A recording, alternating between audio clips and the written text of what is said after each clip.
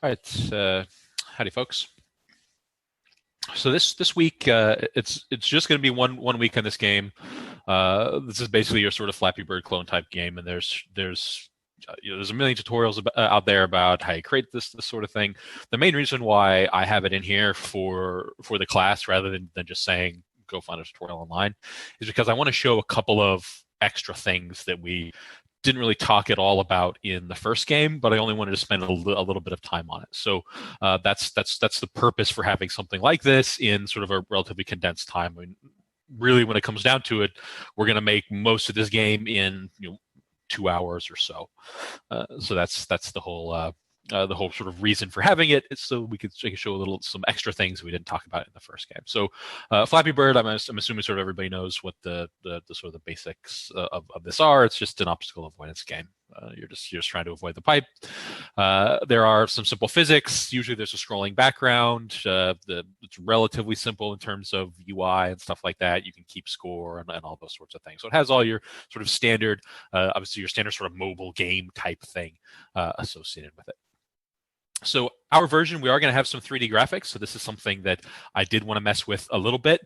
We'll see a little bit more when we talk about importing things, but you'll see a little bit of that with this game as well. I already have some 3D graphics, 3D models imported in that sort of starter version. That I'll talk about here in a sec, or that if you were here before a few minutes before class started, you heard me talking about as well. We'll have some more fun with particles, so we'll create some particle effects and sort of mess around with things. And then one of the biggest things with this is a dynamic camera.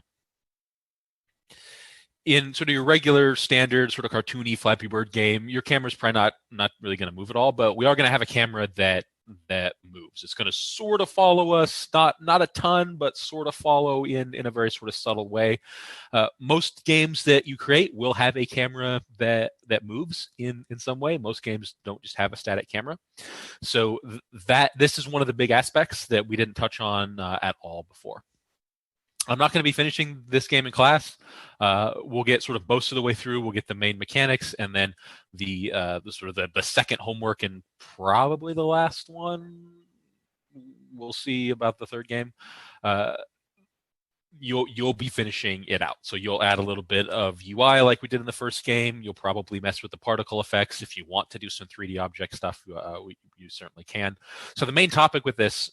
The main topics in this game are for camera, we're going to be using Cinemachine.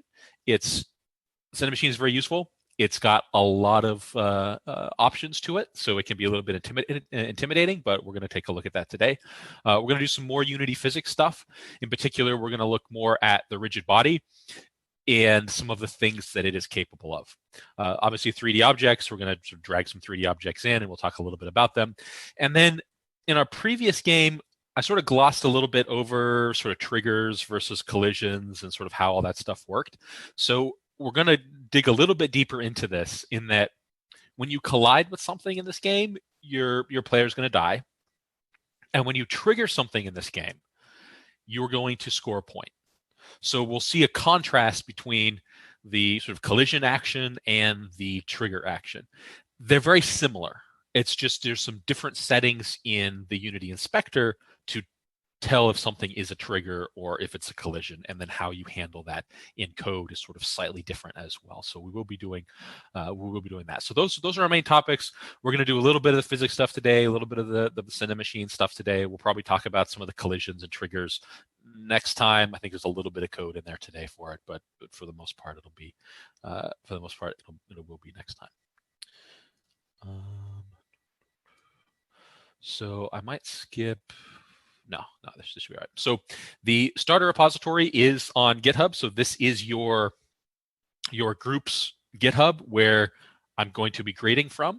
So if you clone this, you can either make your own branch, or you can just download it rather than clone it or something, and just work with it during class. And then when the assignment becomes available, which will be on Thursday, as soon as your Volcano Island assignment is due, then you can collaborate on one single version that you're going to turn in. So this is located in the slides. This link, I'll post it again here in the chat as well. This post it again in the chat as well. And then it is also on Blackboard on the same location as the lectures for today. So there's a few places you can go just to grab it. It'll do all the stuff, add you to the group and all that, and then you'll be able to access it. So this is the sort of starter repo that I'll be starting with today. I've already organized it for you. I've imported some 3D objects. We're going to look a little bit at the 3D object import today. In fact, one of the objects, I think it's a droid or the drone. I think it includes some stuff that we don't want. So that's something that we can look at, but we will have a full lecture on importing 2D things and 3D things, looking at a bunch of the options. So you won't have to do a lot with importing a 3D object or messing around with the import settings. But if you want to add more 3D objects, I'm going to show you how to do that as well. So for this game, if you want to do 3D stuff, and in fact, pretty much for any game, it can take a little bit of know-how if you want to use something like Blender or something. There's lots of tutorials online, and I mentioned one in the syllabus from I think it's Greg Abbott's YouTube channel, has some really good beginner stuff for Blender. But if you want something a little simpler, I have a couple of examples here. One of them is Magic of Voxel. This one I specifically put in a slide because it is free. And you can sort of think of it like pixel art, but 3D. So it's a voxel-based modeler. And I do have it downloaded here. So I'm just going to give you a quick sort of show of this. So here is Magic of Voxel. I'm just going to delete everything in here. So you basically have a region. In this case, it's a 40 by 40 by 40, but you can change the size up here. So if you want a larger region, you can change that. And then essentially you have a few different brushes that you can just draw stuff. So here I'm drawing boxes because I'm on the B brush. I can just draw individual voxels by this, and I can draw them in here, and I can basically do whatever. You can draw full faces like this. So it's basically just a voxel editor, and you model whatever you need to. You can change the color. So there's instead of attach and erase, there's a paint. So you can paint stuff different colors based on whatever palettes you want. Create your own palettes and all that. And then you can export it. I think in the slide I said object, so OBJ or FBX, but I think it doesn't have FBX last time I checked. Yeah, it looks like it just has object. So Unity, it's best to save stuff in Unity as either an OBJ, so an object sort of object format, or in an FBX format. Personally, I like FBX because the materials are typically included in the FBX file, whereas for an object file, they're not. It depends on the output settings. So there's sort of some preferences related to that. But this can easily export an object, a 3D object, and then you can import it into Unity. So this is an option so that you don't have to remember all sorts of techniques to model things in specific ways. It's more or less like a sort of pixel art style system where you have voxels and you're just painting squares. It's basically, in this case, painting cubes is really all you're doing. So this one is free. So, and they have some examples as well of things that created. So characters and stuff as well, and of course, then you can go into Unity and animate them, or bring it into Blender or something, and do some other sorts of models. So the examples sort of show you what it's capable of. The other one that I want to mention, and I don't have a slide on this one, but the other one I want to mention is Asset Forge. This one is free, but then if you want all the features, you have to pay. So it's one of these sort of pay type ones. But this is kit bashing. So if you ever see a kit bashing modeler, that's what this is. You have a bunch of little basically blocks, and you throw them down. So here I got sort of a cockpit looking thing, and I'm in the airplane sort of region right now. And so you can just grab these different blocks and basically do with them what you want. There's ways to rotate them. I'm just doing the 15-degree rotate, which is spacebar, and then of course you can move them around. So there's a couple of wings, or there's a wing, and copy that one and bring it over here and rotate it. So any sort of kit bashing thing you see are usually just components. So you have a bunch of components. You can do whatever you want with them. So let's say I want to put an engine in here, something like this. This engine's definitely way too big, so I can shrink stuff down and expand stuff out here in that direction and shrink it down here and then move it over. So I get a little engine, and then sort of keep going with this. So you can make stuff relatively quickly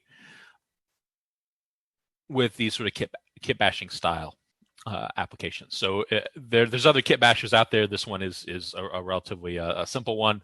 It has, I think, as far as like amount of parts, it has 8 pages worth of parts here. So there's tons of things for buildings and vehicles and airplanes, like you see here. And there's even like a mini golf style thing that you can build mini golf courses with. So if you see a kit bashing modeler that seems cool, you can always try it out. This may not be what you want for your final models in your game, but one of the nice things here is that you can create models so fast, throw them in. They can be your prototype models to see if the game is sort of worth continuing with, worth creating more high quality models and stuff. Or of course, if you like this, if you like the style, then you can always use these for your final game as well. And you can add your own pieces. I haven't done that, but I've seen that there are options to model something that you want to be a component that you might want to use in lots of places, and then add it into this as one of the components that you can drag around and do. And this, of course, this has all sorts of snapping options to make things easy to fit together. And I mean, you saw this one just literally took like a minute to make. So kit bashing stuff, so always cool. So if you're interested in this, it's called Asset Forge. There is a free version that has less parts, and then there's the sort of deluxe version that has more parts to it. So these are options if you want easy 3D models. If you're interested in the full sort of 3D modeling thing, Blender is going to be what you want to go for. You can do Maya as well. If you're interested in actually being a 3D artist, then Maya is probably the one to go for, because that's sort of the industry standard. But if you're just interested in potentially stuff for your own games, Blender's free. You don't have to worry about a student license or anything like that, and you can just go out and mess around with it. So there's lots of tutorials online for that. In fact, the graphics that we're going to use today, the stuff we're going to drag into our project, was made with Asset Forge. So simple stuff, but good enough for our simple game. All right, so easy 3D models, good enough for what we want to do here. If you want to do something more, then you either have to hire an artist or watch a bunch of tutorials and get used to using some other 3D modeling software. So as far as that goes, does anyone have any questions about any of this sort of 3D modeling stuff? So since we're creating objects, we can use these objects in our scripts, correct? To kind of manipulate them. And so yeah, so it'll movement. Yes. So when you create your 3D object, if you're specifically talking about like animating it, so you want sort of parts of it to move, it's probably best to animate it in something like Blender. So you might have to learn the like bone-based animation stuff in Blender to do the actual animation stuff you want to do. If you just want to take some parts, let's say you have like a propeller or something and you want to rotate it, then that just might need to be a separate object, a separate 3D model that you export out, and then you sort of build it kind of like how we built the sprites and then animated the sprites individually. You can do the same thing in Unity with the 3D objects. So if you just want the propeller to rotate at some constant rate, you can set up an animation for the propeller literally to rotate in whatever axis it happens to be. So it depends on the complexity of your model, of your animation that you might want to do, for instance. But otherwise, this is just going to be a game object once we drag it in, and then so you can do whatever you want to code-wise. You can even change the shaders to make them look different. And how about like the castle? If you showed us a couple of castles, and I know that would kind of represent maybe like a game scene, would you be able to have a character walk through that, or is that more of like a? Let's see, go back to Magic of Voxel here. So this the sort of castle scene stuff here is, I think it was just one like this, and there was a couple others as well. Yeah, so it depends on the scale that you use for these. Obviously, you can scale these up or scale these down. appropriately. If you do scale it up, then obviously the boxes are going to look sort of bigger. You are going to end up defining the scale when you import these things in. So you could have this be quite large, and then you could have a character, for instance, like this, and they could be much smaller, and then you could have them sort of animated as they're moving around. Again, you might have to do the animation with some bone-based stuff in Blender, which is not something that we're going to talk about, or you'd want to do something like what we did with the sprites and sort of separate out these objects into individual graphics, and then use the Unity animator to put them together and actually do some of the motion. So part of it depends on sort of the scale that you bring stuff in at, and we'll mess around a little bit with it with 3D graphics that we use today. Gotcha. Sounds good. Thanks. All right, so if you want to import 3D models, if you make a 3D model, you make it in Magic of Voxel or Blender or whatever, then if you want to import it, typically you can just drag the OBJ file or the FX or the FBX file into your models folder, and models folder and then apparently nothing else after that. Okay, so apparently you can do that. You can drag it in, or you can say assets, import new asset, and then select the file. It's the same as importing basically anything else. Typically, I will make like a models folder. Inside that models folder, if I need more organization, I will add other folders. So if I have models that represent the terrain or something, so I got like trees and bushes and whatever, then I'll put all of those in a separate folder inside of models, just to keep everything all organized. For now, you basically just have a models folder that has a few models in it. There should be a couple different pipe ones, a couple different drones, and a couple different buildings. So I have some options that we'll look at here in just a second. All right, once we get in, and hopefully folks are sort of loading this up or have loaded this up already and given it the time. Once we hop in, so when I hop over to Unity here in just a second, we are going to create an empty game object and just rename it to player. And then we're going to take one of the player models that we'll look at in a second as well, and we're going to drag that in, and then we're going to create a new script called player controller. So essentially, we're going to do the normal stuff for creating an object with a graphic and a script. And then we'll get into what the scripts are actually going to look like as far as the code. So in Unity, and I downloaded a new program here. I hope this will help a little bit. Yeah. So the regular spotlight for Zoom is a little bit. I don't think it's quite as useful. So I did download this thing that keeps the circle around my mouse. So hopefully, if you had sort of trouble in the past seeing exactly where my mouse was when I was clicking on stuff, because there's going to be some lag and stuff might be a little bit choppy and whatever. Hopefully, this will help. If it needs to be a different color, you can definitely let me know about that as well. But I think green will probably be okay for what we're doing. So hopefully this is helpful. Hopefully not too annoying. All right, so this is my scene. There's basically nothing in here. I do have the grid here drawn on the z-axis. So we could change that obviously to y or to x as well. But I do have it drawn on the z just because we're going to be viewing it from this way. So we have y still up and x is still to the right.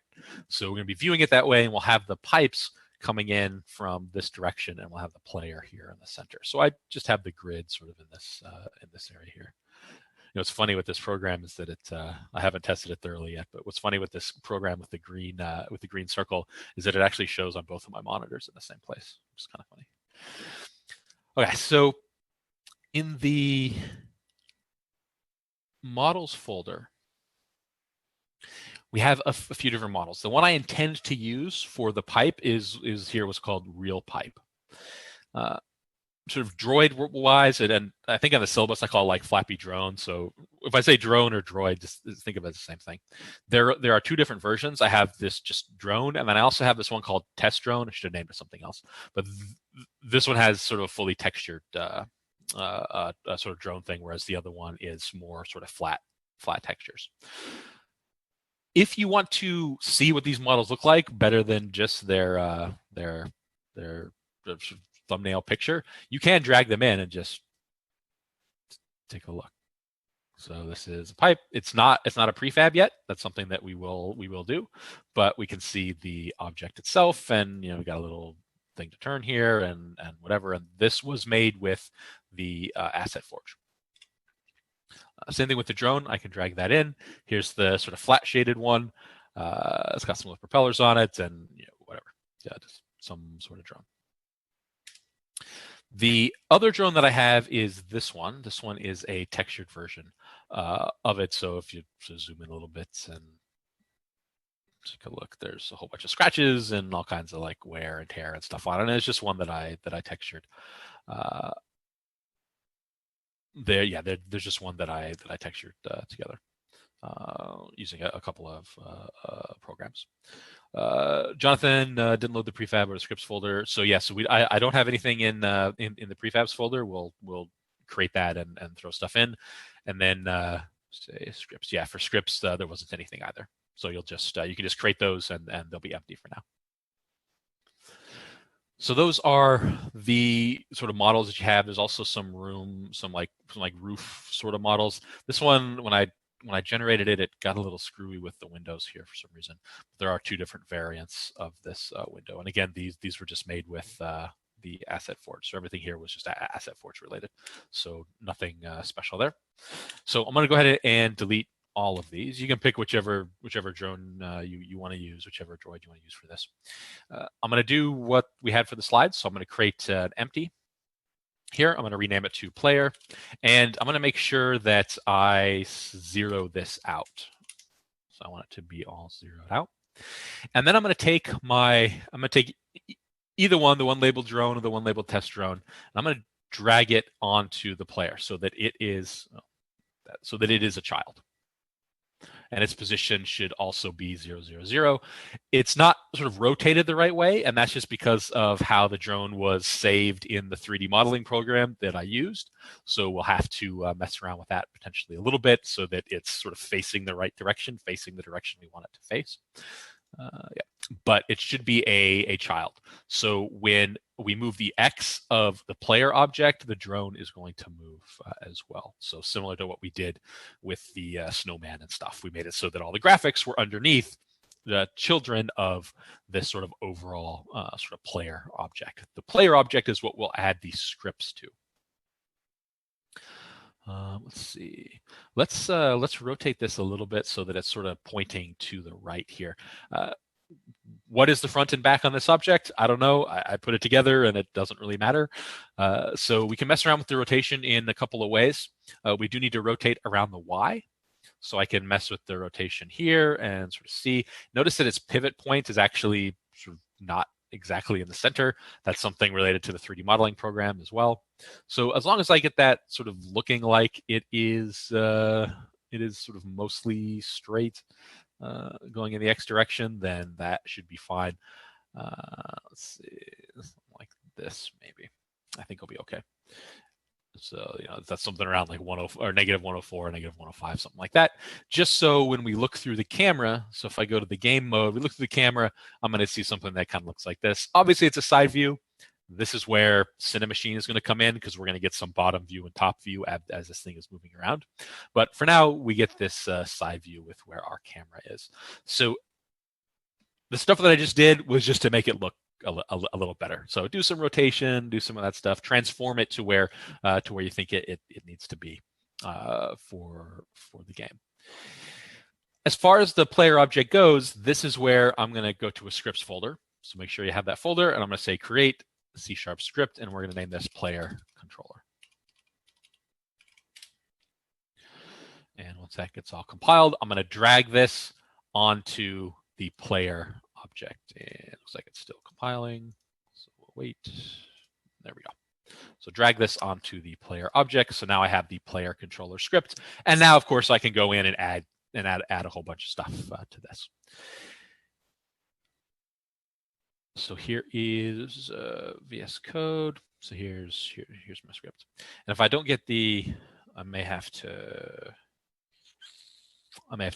recreate the project files or something if I don't get the autocompletes or anything, something on there.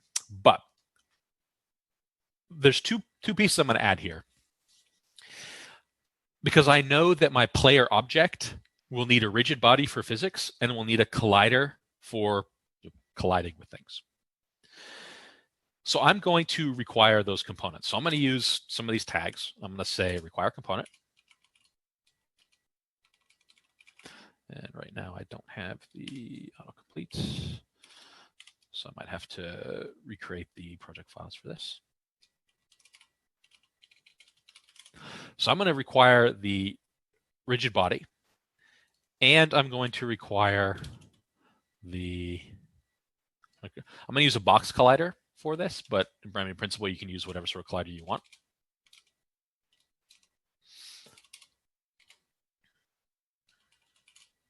Looks like I do have some autocompletes now. And close, close, and close, yes.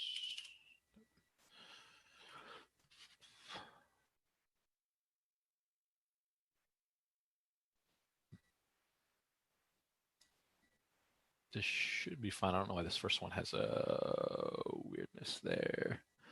If I mess something up in here. There we go. Okay. So it was just a matter of saving it. All right, so I'm saying that this requires those two components. I need these.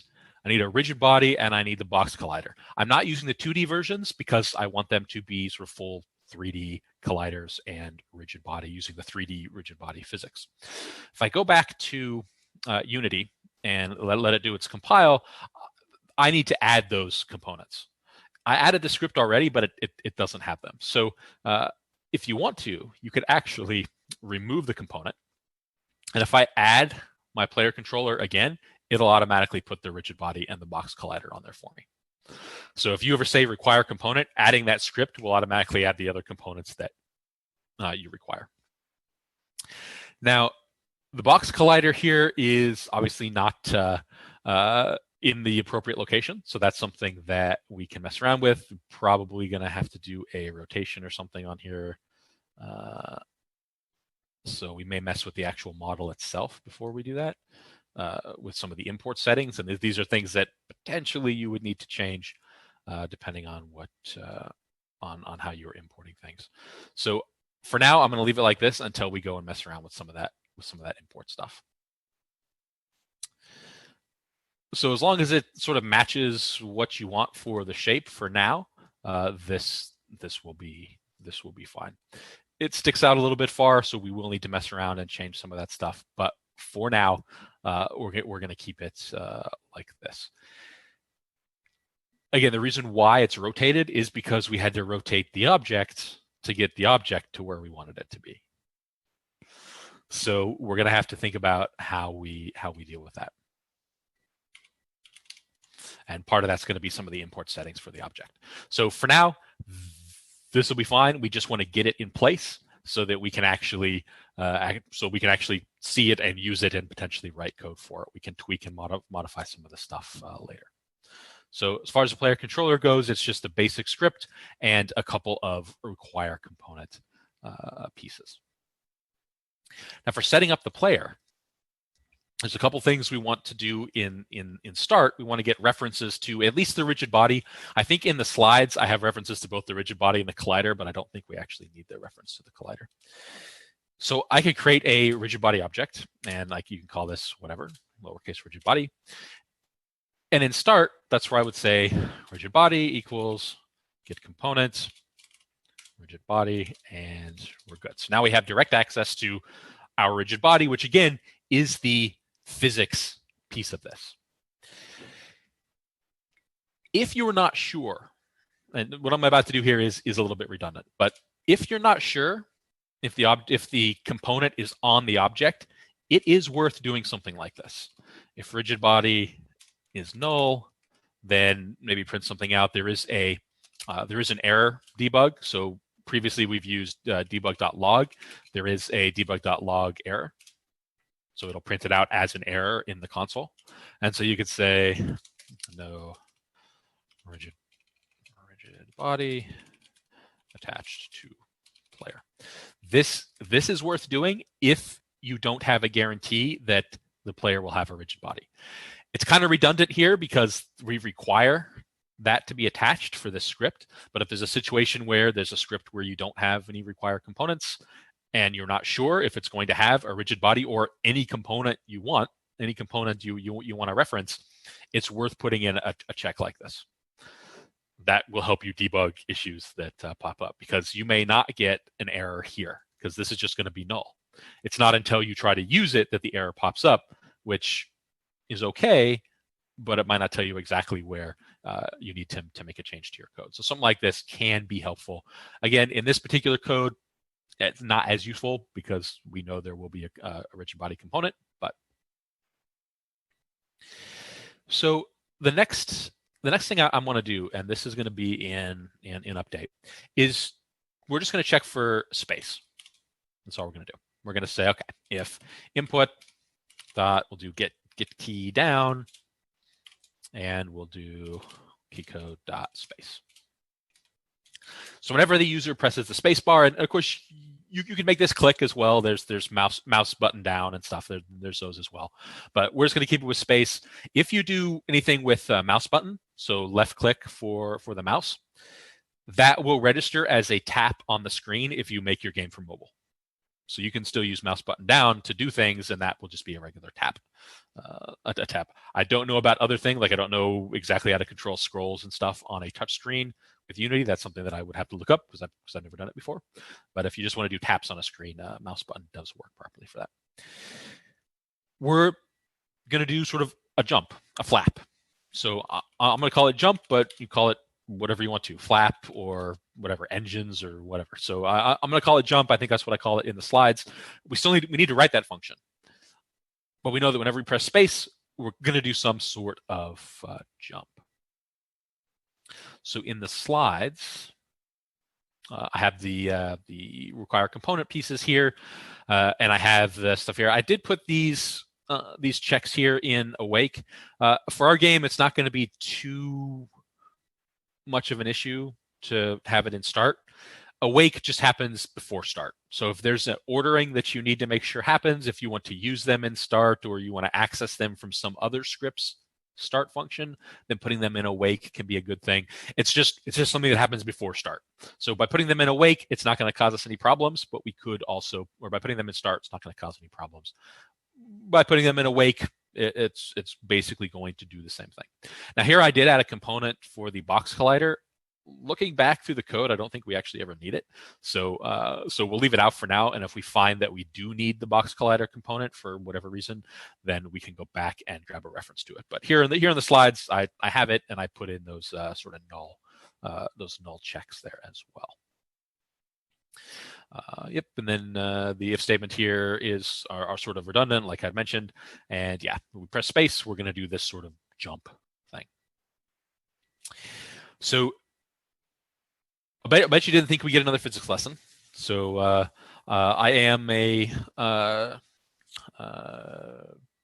more or less a physics guy. That's where my background came from. So we are going to get a physics lesson, or at least a reminder of the physics lesson. The sort of very basic equations solved using the Euler method to solve differential equations look like this. And we went through some of the derivation of this before for the first game, where we just say that, okay, if we change position, this is just in one dimension, but it applies if you have a 3D space as well. If we have one dimension x, the next time, so I'll pull my annotation stuff here. So this represents the next time step. So the position at t plus delta t. T is now, and delta t is a small time. In Unity, that's going to be on the sort of order of a frame update, a single frame update. So essentially, this x position is where are you in the next frame? Where will you be in the next frame? Well, that depends on how fast you're going, how long that frame update was, and where you are now. Same thing for velocity.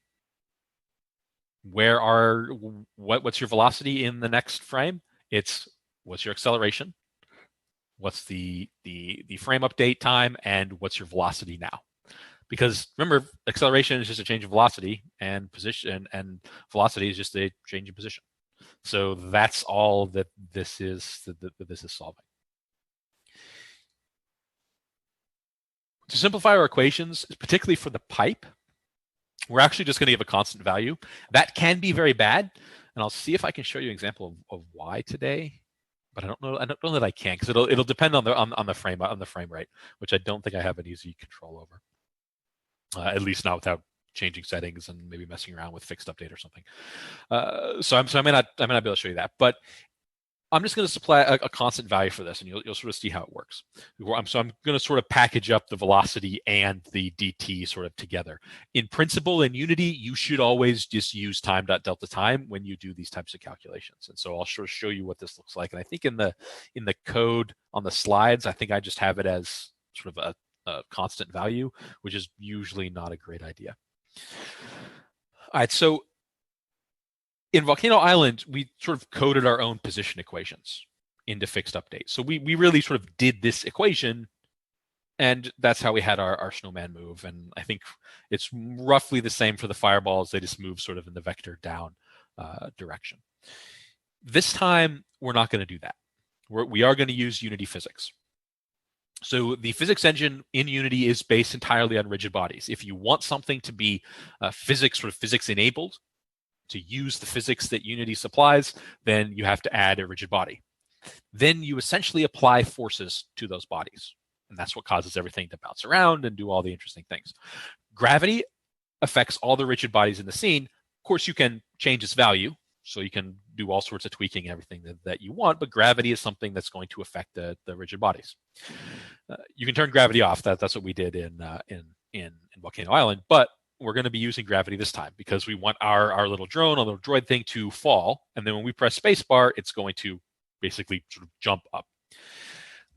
But this is all based on forces. So force is kind of like a push in a given direction. So if you've taken a physics class, which is what I know physics can be sort of perceived as difficult, but it is something I do recommend for computer science folks, just because it has the most applications to things that you might want to actually code up. Force is a vector quantity, so it is a direction. And it's just, all of this is just based on Newton's second law. Essentially, all of the rigid body stuff that is done in Unity, all the physics done in video games are just Newton's second law. It's just F equals ma. You have an object with some mass, you have some acceleration, which is a change in velocity over time, which is essentially the second derivative of a change in position, which is where you get the direction stuff from that comes from. So for our player to jump or to flap or whatever, we just need to apply a force. If we apply a force, that means we are applying an acceleration in the upward direction. So if we're falling, our drone or our droid is falling, we need to supply a push to stop it from falling and hopefully go back up. This is what our jump function is going to look like. So I'm going to code that up. I'm going to talk a little bit about this add force and a little bit about sort of what we're doing overall here with this vector 3 and all of that. So in a code, after update, I'm just going to make a private jump. And we need a vector 3 because we need a direction. We need to apply this force in a particular direction.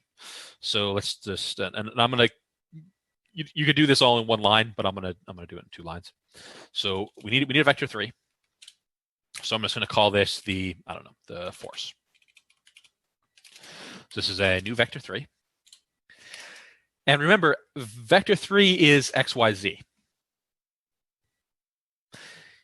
In the x direction, I don't want to give it a push. And in the z direction, which is towards the camera or away from the camera, I don't want to give it a push either. I only want to give it a push in the y direction. So I'm going to give it, it needs to have some value.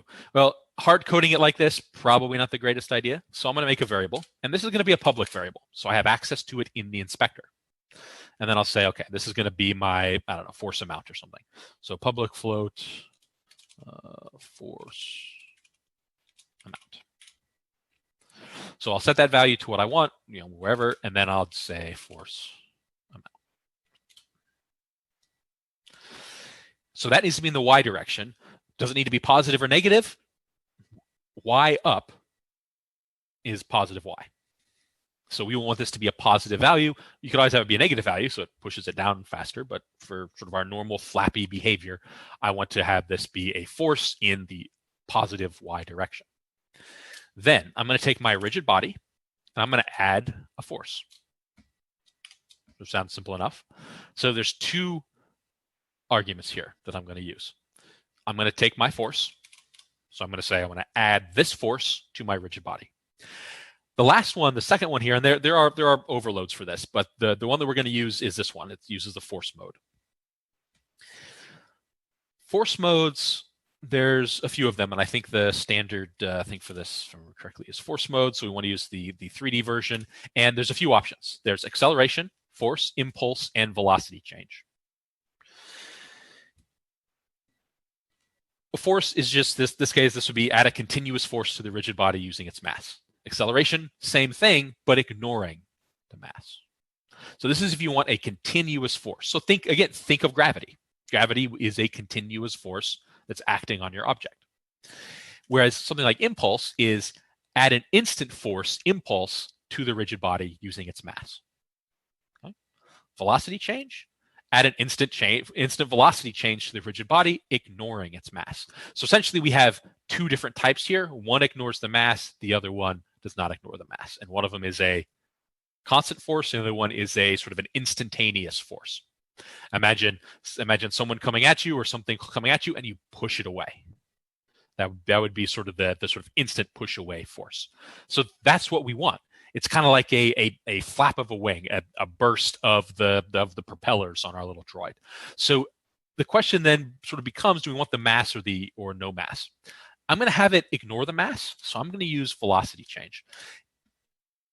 It's not going to be a big deal because you just tweak the number based on whatever the mass is, and the mass sort of defaults to 1 in a rigid body. But let's say you coded this game up, and then you said, let's have a few different types of sort of drones or droids to play with. Maybe some are bigger, maybe some are smaller, and you want them to behave a little bit differently. Like you want the heavier one to feel heavier in the game. This is where you'd want to use the one with the mass, because the rigid body you could just change to be a larger mass in the one that sort of looks larger in its graphic. So for velocity change will work for us for now because I only have one object. It doesn't really matter what its mass is. But if you intend to want to have stuff feel different based on it sort of looking heavier, you can actually make it heavier and have the physics act appropriately as well. So that's what some of these other force modes can get you. So when I press spacebar, we're going to add this velocity change. So as far as what that looks like sort of schematically, this is where going back to the slides is going to be good here. So we create that vector 3, we add the rigid body using the velocity change force mode. This is also where you'd actually add particle systems or change the game state or something. Maybe when you flap up or something, maybe there's a certain amount of time before you can do it again. I mean, who knows? But you can add particle system as well, some puffs of air or something underneath where the propellers are. Whatever makes sense. This is where you can do that. There's some more documentation on the force modes. Like I said, this one was the instant velocity through the rigid body, ignoring mass. So you can look up the other force modes as well. It gives a little bit more information than what I gave here today, if you're interested in those. Here's what happens. Our rigid body is going down. So its velocity is in the negative y direction. If we take a snapshot at that instant, the velocity that we record, because by gravity we're falling, so our velocity is increasing. But if you take a snapshot at that moment in time, that's the instantaneous velocity. So say it's this is the instantaneous velocity. So it's going in the down direction, and let's just say the length of the arrow is its magnitude. That's how much velocity it has, whatever this length of the arrow means. As soon as we apply our force to the rigid body, we're going to get an upward velocity. We're adding a velocity change. Depending on what this value is going to determine what happens to our object after we apply that force. So if our velocity change, so VA in this case, is larger than the current instantaneous velocity, the rigid body goes up. Otherwise, it slows down. So that's these two cases. So if our velocity that we apply, that's the A here means applied velocity. So if we apply a velocity by pressing spacebar, and it's greater than the downward V that we had before, now our object goes up because we've sort of overcome the entire downward and added a little bit to upward. If it's less, then our object is essentially slowed down in that instant. Remember, this is still a snapshot, so sort of a snapshot instant in time. So what you'll see if you're playing the game is that you press spacebar, your guy goes up and then slows down because of gravity and then falls down again. For this way here, you're going to press spacebar and it's not going to go up, but it's going to slow down. And so then, of course, you press spacebar more times. So that's the idea of what's going on. This is how we're going to get the flap in our Flappy sort of Flappy droid, Flappy drone game. Again, the other force modes affect things differently, so that's stuff that you can always play with. So I want to see what we got going here with this. We don't have any camera motion and we don't have anything else going on, so we don't have any camera motion and we don't have anything else, and I need to change my force amount. So let's try 10. That's why I didn't do anything when I pressed spacebar. So I put in 10. That might be way too much. That might be too little. I actually don't remember what it's going to be. And so you can see that we have these situations happening where if I'm way up here and I press spacebar, I got to press it a bunch to get myself to jump back up. But I can press it as fast as I want. And this is something you tweak. This is something you tweak until it feels good. Do you want people to be able to tap as fast as possible? Maybe. In most sort of Flappy Bird type games, if you go too high, you die as well. So that's something to consider. This probably is not enough because I can really precisely control where my object is. So potentially, stop that. So potentially, this might need to be higher. Who knows? 30, something that makes sense. That might be a little too much now. Maybe. Is probably too much. So this is something that you just go around and tweak. But you can sort of see how we're affecting that rigid body with that instant velocity change. So that's really all we need to do for the main mechanic of this sort of the flap, which is actually pretty cool because really it's one line to do the whole physics stuff for this. As long as you have the rigid body, I could take the new vector 3 and I could replace it in here with force, and I have one line to actually do that control, and then one if statement to control whether I'm pressing the button or not. So that sort of motion is very easy to accomplish because of the Unity physics system, because of the rigid body, and because of how we can sort of add forces to our rigid body. So a little bit different than what we did before in Volcano Island. So we are going to create the pipe next. Does anyone have any questions so far?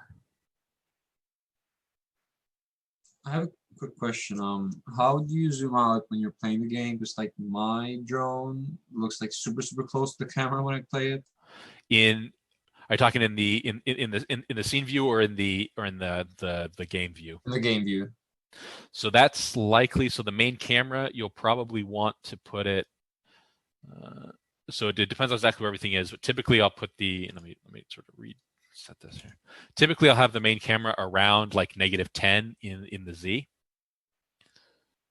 Like somewhere around there, I think it was -12 when I had it in there. But that's something you can mess with. So you can see in the scene view when I start messing with Z, you can see how the camera is moving in and out, and then the sort of the angle that the camera can see, that's called the frustrum. That is sort of showing you sort of how far away stuff is from the actual sort of lens of the camera. So we can certainly make it pretty far back if you want to. Also check the location of the player itself. Make sure that everything's all zeroed out here as well. Thank you. Back to around like -12 or something. This is something we can certainly always adjust. All right, so pipe-wise, we're not going to get into the spawning of the pipes yet. But we will make a prefab out of it, and we will put a little bit of motion on it. We're just not going to be spawning them quite yet. So I'm going to create an empty game object called pipe. I'm going to drag the 3D model onto the pipe object, just like I did for the player. And I'm going to create a new script in pipe called pipe. The main purpose of this script is to move the pipe from left to right. I guess from left to right, from right to left, I guess. I have that backwards in the slide. And then despawn it after it leaves the play area. So the player controller is pretty much done. The player is not actually moving to the right. The pipes are moving to the left. This is a common thing as well. If it's just easier to move pipes to the left rather than add a bunch more physics to the player object, then it's an easy thing to do. Whatever ends up being easier is usually a solution that'll work, especially in simple games like this. So the player is only ever going to move up and down, and the pipes are the things that are actually moving. We're going to need a box collider around the pipe as well. So we're going to add that as well, and then we'll make a prefab out of it. So in Unity, I'm going to create a new empty, and I'm going to name it pipe. And I'm going to make sure that it is zeroed out. And what I might do is I might move it a little bit to the right, but I will sort of zero it out before I make a prefab, but I want to move it a little bit to the right here. And then in my models folder, I'm going to grab the real pipe model, and I'm going to drag it in so it is a child of the pipe object. So there's my pipe. One of the things I made sure to set up with this one was that our pivot on the pipe itself is the center of the bottom of it. This might seem kind of weird, like, well, why wouldn't you just want it to be in the center up here? The main reason for that is because if I rotate this pipe about the z-axis by 180, the pipe is now flipped. We're going to use that to our advantage when we spawn the pipes. So we're going to spawn a top pipe at rotation 0 and a bottom pipe at rotation 180. And the baseline, their 0 position, is touching each other with no opening.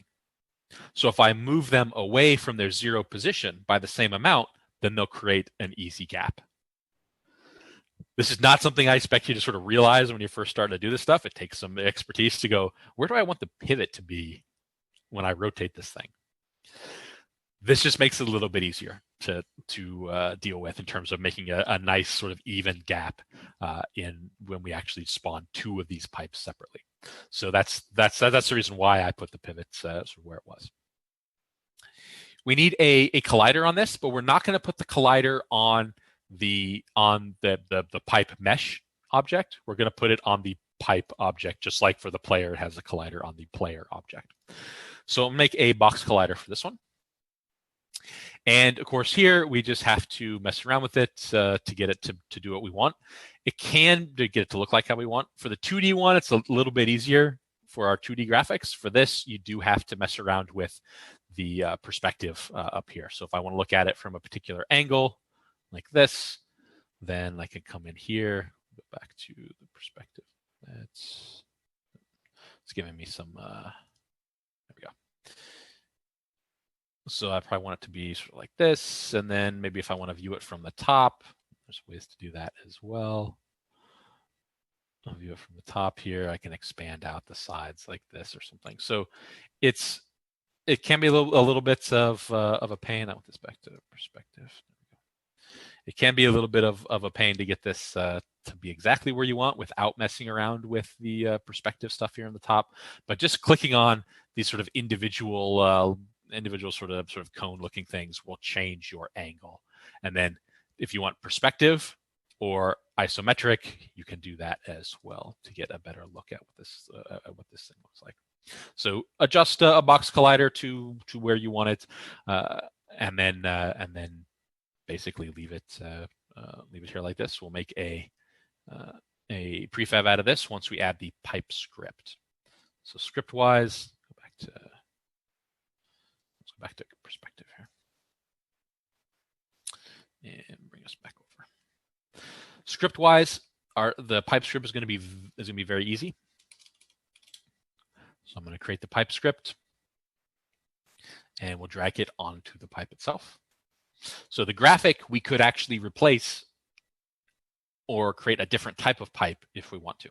So if I had like 5 different variants of a pipe, all I need to do is make sure the correct graphic is on there and make sure that the box collider is either the same, maybe the outline of the pipe is the same, I just have it sort of have some different components sticking off of it or something, or make sure that I make a couple of prefabs with a different graphic. And so that I don't have to change anything in here other than maybe the collider itself, and I can have a bunch of different prefabs for different pipes. So that's one of the main reasons why I sort of keep the graphics separate from the actual rest of the objects, the rest of the object itself. So I have the pipe. I put the pipe script on here so we can make a prefab out of this. So I'm going to my prefabs folder, and I'm going to drag the pipe down into the prefab. So now I've got my prefab pipe.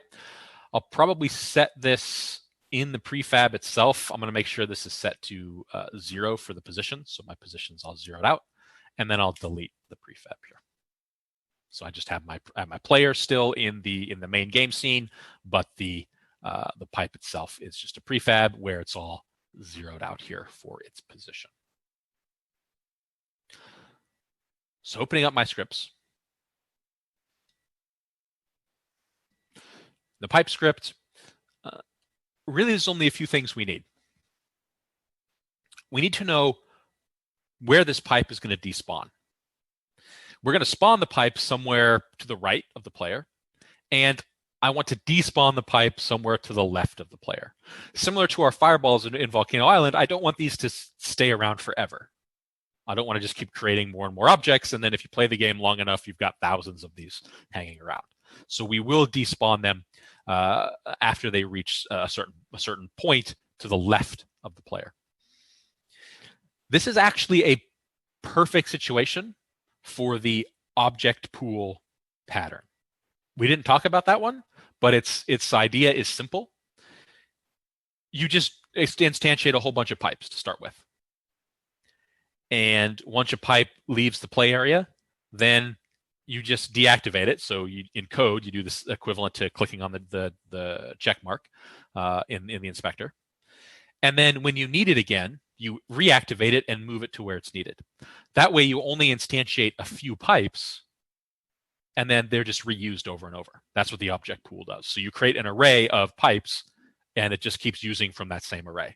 So hopefully, at least conceptually, that makes sense, and it's really not too difficult to implement either.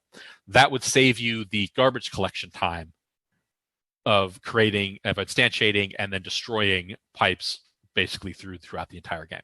So when you see things in like update notes for games that you might play or something, and they say there's optimization, performance improvements in maybe some area of the game, this is the type of thing they're talking about. Maybe they realized, we should use an object pool for that, and so they do it, and then now you're going to get a little bit better performance because you use an object pool instead of instantiating and destroying objects all the time. So this is a performance type thing. We're not going to use this here, but the object pool should be in the game programming patterns book, because I'm pretty sure it's in there. So that can be a fun one to look at and a nice performance improving one at that. So I'm going to create a variable. I'm just going to make it private. It's going to be a float, and it's just going to be the despawn position.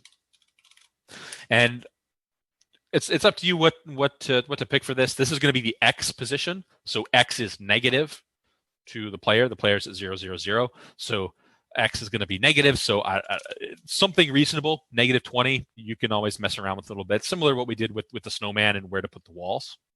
It's a similar idea. After it leaves the game screen, it'll be alive for a little bit longer, and then it'll despawn.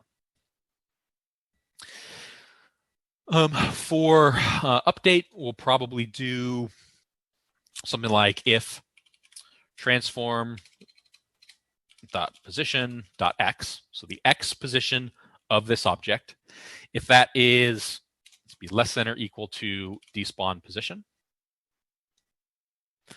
then we will just destroy this game object. Suppose we could just put this in there as well. So as it updates, it's just going to wait until it gets to that less than or equal to that despawn position, and then be destroyed.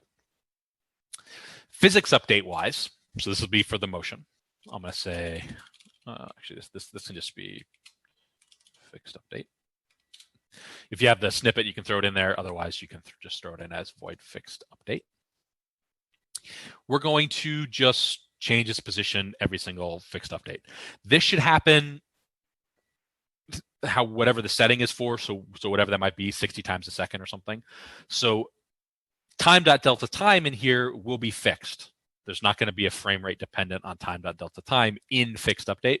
So what I'm about to do is not something I recommend doing often, but it will actually work properly for us for what we want to do. So I'm going to create a vector 3 and call it position. So I'm going to grab the position out of the transform. So say this.transform.position. So grabbing that position, I'm going to take the position.x and I'm going to increase that by, I don't know, some fixed amount. And then I'm going to say this.transform.position equals pos. Remember, I have to do it this way because I can't directly access the .x on this and change it. I can't directly access this.transform.position.x. That's not accessible. I can access the entire vector, change a piece of that vector, and then set it back to that. So x, y, and z are not accessible, but the full vector is. So that's basically it for the pipe. It's just moving to the right. Actually, this should probably be, so this should be minus actually. Keep it as minus. Yeah. We want to move it to the left. So we're doing minus. That's all it does. Once it gets to a specific position in the X, then we destroy it. So easy enough. All the pipes are going to do this. The way we spawn the pipes is something that we will talk about on Thursday. So how we actually get the pipes to be have some separation and have a bottom and a top one and all that. We'll get to that in the spawner. But as far as the movement for the pipe goes, this is pretty much what we want. So back to my prefabs. And make sure everything's all set up here. For the pipe, I'm going to bring a copy of my pipe in. I'll move it over here to the right. And what we should see, just a semicolon right here. Yeah, so despawn position, Gabe. So that I have set at -20. You could make this public if you wanted to as well and adjust it in the inspector. But here I just set it as a float just in the pipe. It just needs to be somewhere to the left of the player that is out of the camera view. Where did we generate POS? Like pause? Yep. Position. Oh, there. My bad. Yep. Yeah. Oh, so I just had a spelling error. I was wondering what was going on. Yep. Yeah. Just grab the position. So I was watching. I was watching Giant Waffle on Twitch the other day. He's been doing a lot of programming recently, and he was messing around with some of these as well, and was mentioning he was using another term for pos for his position. So.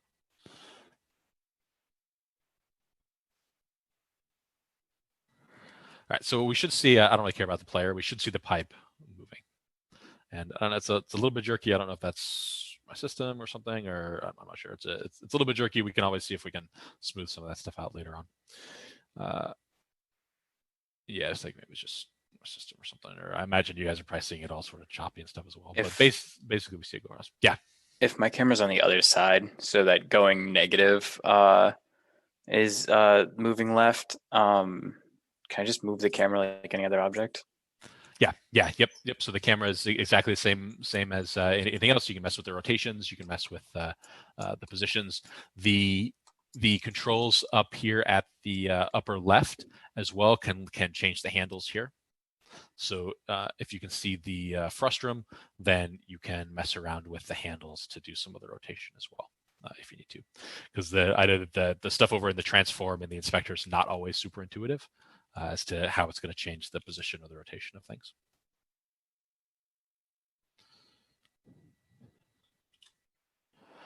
All right, so let's see, Nick, as long as you have something like this, it should, as long as something like this and the pipe script is attached to the pipe, then sure, because this is going to be updated all the time. Yeah. So if you had, yeah, depending on where you had 0, something like this might not be what you want. Or this value, we can always change this. We can make this a public variable and then edit it to do what we want. That's probably the best way to do it. I'm just gonna leave it like this, but that's probably the best way to do it, is to give yourself some leeway in the inspector to mess around with it. And what we should notice, I'm gonna drag the game screen over here, because I don't really care about the game screen at the moment. What I care about is this pipe going to despawn? And we can always watch the hierarchy to see, but what I should see is this pipe moving, and as soon as it reaches -20, then it should disappear. So we're going to get all of the pipes basically doing the same thing. And in fact, I don't even see it anymore because it has despawned. So that's just something to check, something to make sure that this is working properly. If you want this to be a little bit smoother, because I don't know, mine's a little bit jerky. I'm not actually sure why. If we want it to be a little bit smoother, we can always add some more physicsy things to this. So we could always add a rigid body and use like translate, stuff like that. There's ways to do lerps and other things, and I might mention something like that next time. But for now, I'm going to leave it like this. That this tends to give us something that is sort of decent motion-wise. All right, so we've got about 15 minutes left. So the last piece of today is messing with the camera. So this was the pipe script here and messing with the collider and stuff. So we already did that. And I guess we can always write this up now. This is just the on collision enter for the player controller. We'll do something with death whenever we hit an object. But for now, you can just say something like hit. So we might add this in next time, because I do want to hit the camera up a little bit more detail. But this is basically just in the player controller. We'll have an on collision enter, function in there, so that we know when we actually hit something. Yeah. And just a couple other pop-ups here. All right. So I want to talk about Cinemachine. This is probably one of the most useful sort of camera things that the sort of camera I would say packages, I guess, that you can use. Because how the camera reacts to the player, or to whatever the player is doing, is important. It's very important. You can code your own camera controller. I've done it many times. I've coded up ways to mess with all sorts of camera stuff, then thrown it onto the camera. Thrown onto the camera object and had it follow things and look at things and all that kind of stuff. But this more or less built-in solution is Cinemachine. Typically, it's not installed when you first create a project. It should be installed already in this project, provided you got it from the sort of starter repo. But if you don't have it, then you go Window, Package Manager, and you'll have to search for Cinemachine here once everything all loads up.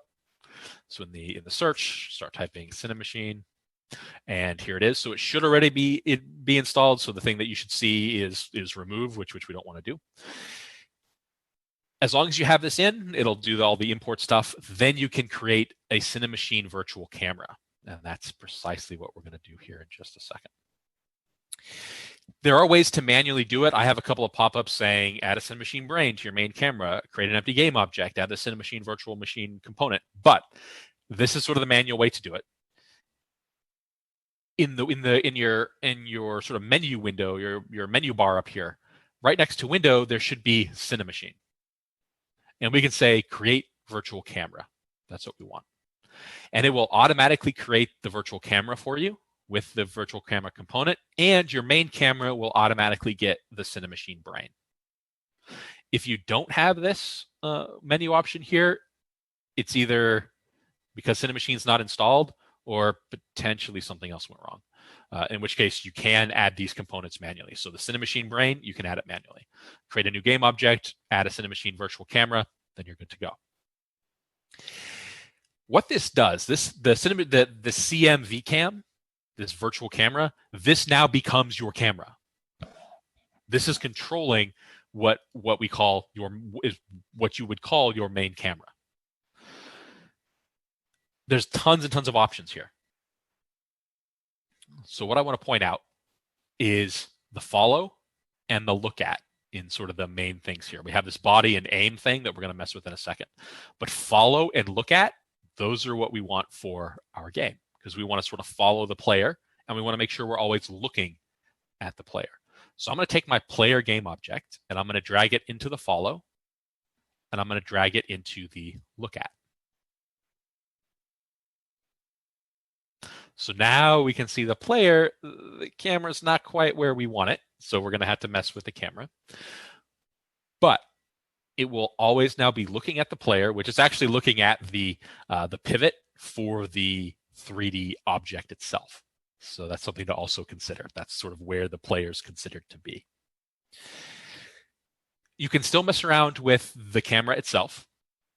So this main camera is still the object that has like the frustum and stuff. It's just controlling the settings for what you're looking at and what you're following are all here.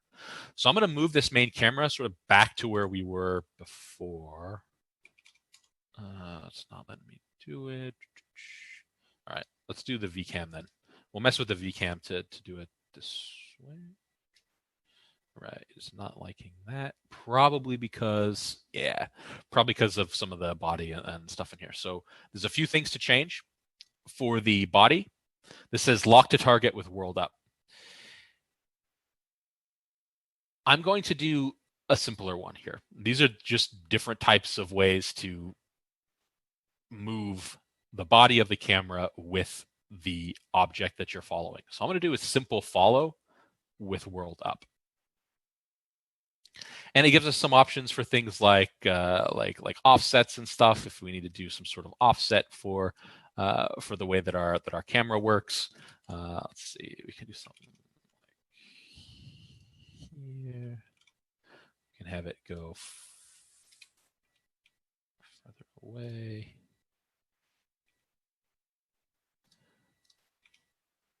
We can have it. We should at this point now be able to like rotate things around if we want to. Let's see. Why it's definitely giving some issues here. So this is something that you'll likely have to mess around with quite a bit. What you can see from the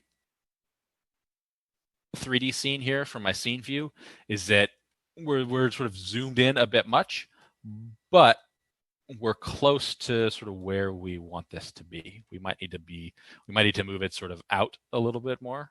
So I can move it out sort of like this, get a little bit further away from it. And then we start messing around with the values in the aim. Notice in the game view, bring it over here to make this bigger. Notice in the game view, we have these regions here. These are all set up by things like dead zones and soft zones. This and the actual screen position and biases. So how much of your dead zone and soft zone, how close they are together. And there's various dampening things, and there's look ahead times. And if you want to look ahead from certain ways, you can change how this stuff sort of looks ahead. So maybe I want the character thing over here. So we're sort of looking straight ahead, but our object is a little bit to the left. There's tons of settings here. If I play the game, you're sort of going to see how this works. Notice how the camera is moving to keep the object in the frame, specifically in the frame here for the dead zone. And it's not actually my object entirely. It's actually this little this little yellow dot is what it's trying to keep inside of the frame. Because I have the look ahead and stuff all sort of set up, it's trying to keep that there. And it's actually rotating. It's rotating my camera as I let this go, as I let this sort of move around. So the screen itself is what you would see, but the camera is trying to keep this dot within this region. So as soon as it tries to go outside to the red, the camera is going to really start moving. The dead zone, when the camera doesn't actually try to do any rotation to keep your aim on, is when you're inside of, in this case, the sort of darker blue area. And when it tries to push you out into the dead zone is in this lighter blue area. So it's something that you sort of have to mess with to get a good feel for. But it's these settings that give you options. And this is pretty close to what I had it to in sort of my original game. I sort of had the offset so that the player here would be a little bit to the left, so it gives you a little bit more room to see stuff coming in from the right. You can always change some of the offset here as well, although I don't think that's necessary. And then you can mess around with some of the other settings here as well. I think there's also, you can probably mess around with field of view and stuff on the main camera if you wanted to. But messing around with some of these, you can sort of see if we want to have a little bit less of a dead zone here. A little bit less of a dead zone in the Y, it's going to constantly keep us more or less centered. And yeah, my pipe does cause some problems there because we both have colliders and stuff on them. But if I do something like this with a smaller dead zone, it's going to keep me more or less focused on it pretty well. And I just have this sort of soft zone that pushes me back, that pushes me slowly back to the dead zone as we're sort of looking around. And if we look at the scene view, you can see how the camera is reacting here. Let's see. So I'm not in the. So you can see how the camera is reacting. It's my object is falling and it's looking at that object. So there are some options here. Things like, so the composer's typically the one that I use most often, but there are other ones as well. So there's POV ones. There's same as follow target, which doesn't sort of let you mess around with too much. So composer's typically what I mess with. But you mess with the dead zone, you mess with the soft zone. When it comes down to it, this is something you just have to play with, similar to particle systems and stuff. You have to mess around with them, play with them, see exactly what the settings here do. You can control things like the dampening, so how fast the camera is going to be changing its position or its rotation as you move through these things. So play around with this a little bit. When you have the Cinemachine sort of attached, play around with these, play around with the soft zones, the dead zones, see what sort of feels okay. It can be a little bit tough if you don't have lots of other sort of background objects in your scene. So next time, as we add this pipe spawning and maybe buildings at the bottom of the scene or something, then you'll maybe get a little bit better feel of what you want the camera to look like. But this is probably one of the most powerful tools that Unity has for the camera, because you can set these things to follow and to look at, whereas previously, before Cinemachine existed, you had to code all this stuff up yourself to follow and look at particular objects. So this is a really nice addition, and it's something that we'll probably mess with a bit more on Thursday once we have some objects that we can throw in. So essentially, for now, that's pretty much all I wanted to talk about. So I have a few things here, just like setting the stuff up and the stuff that you see and all the aim stuff. So next time we'll mess around with pipe spawning. We'll throw some game state in using a state machine. We'll do something for death, maybe like a particle effect for death or something, and like despawn the player character or deactivate it or something. And then maybe we'll add in a particle effect for something else. I don't know, for the actual flap or something. So it's not a whole lot more. We're not going to mess around with a lot of UI stuff. The main thing for this game, again, was to mess around with Cinemachine. So we'll mess around with it to get it sort of feeling a little bit better once we have some pipes spawning in, and to do some state stuff and to do some 3D object stuff. So hopefully some of that, that's useful for some things you might want to do in the future as well.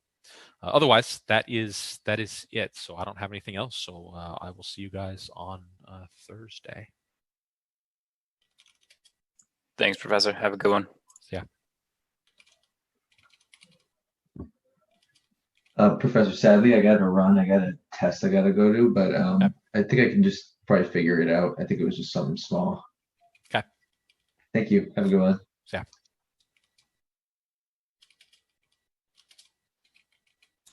Professor. Mm-hmm. So I wanted to talk to you because I had so I'm trying to in my Lava Island game. Yep. I'm having a problem with with animation. Mhm. So the